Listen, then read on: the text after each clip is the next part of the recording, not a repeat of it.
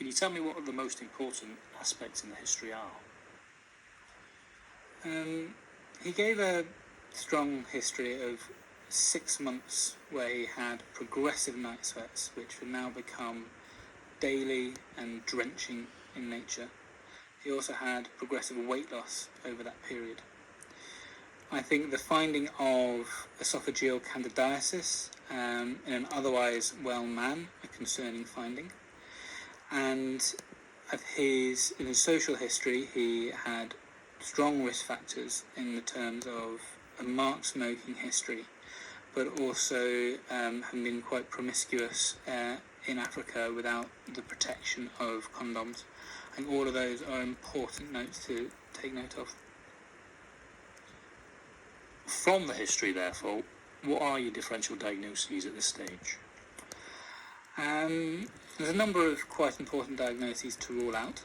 The first would be that given his weight loss and smoking history, we've got to consider a primary lung malignancy. Given the weight loss and night sweats, which are drenching in nature, then I feel we need to consider, could this be a lymphoma? And then given the experiences in Africa, I'm considering, could this actually be a TB or a HIV, which, given the fact that his exposure were many years ago, could this be developing into an AIDS syndrome? Should all of those come up with not being the case, then we could start to consider less likely diagnoses such as vasculitis. What specific investigations, therefore, would you do? I would like to do some simple blood investigations first off, including inflammatory markers such as ESR and CRP. I feel that we need to do a full blood count, and should there be any abnormality there, consider a blood film. A HIV test, and if that was positive, we need to make sure we did a CD4 count. Whilst he denied having a productive cough, if he was to develop any sputum production, I feel we'd have to do sputum culture for AFBs. I would like to do a chest x-ray, and even if that seemed unremarkable, I think it would actually be most appropriate to make sure we did a CT scan with contrast if his renal function allowed. At least of the thorax, but I actually feel that going full thorax abdo-pelvis CT scan would be the most appropriate. If you're considering the diagnosis of TB and the gentleman is not producing any sputum, are there any other investigations that you might consider?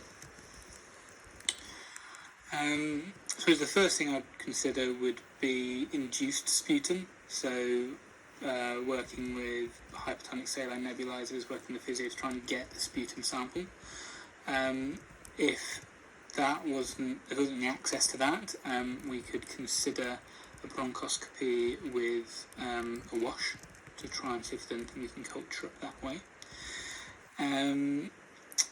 Following the CT thorax abdo-pelvis, we may have identified either some central lymph nodes which are fairly accessible for a CT-guided biopsy, or there may be a peripheral lymph node which, again, we could biopsy under ultrasound or ideally resect if possible.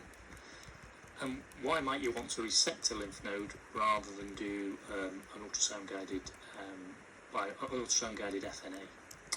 FNA? By taking out the whole lymph node, it would be more important with regards to the fact I was also considering a diagnosis of lymphoma, because if we're able to get a histological sample which still maintains the structure of the lymph node, we'd be able to get a lot more information from it that way. And if you're sampling lymph nodes, what's an important aspect for the person who's doing the sampling if you are considering TB? Making sure we have the right medium to put them into, and to enable us to stain them properly.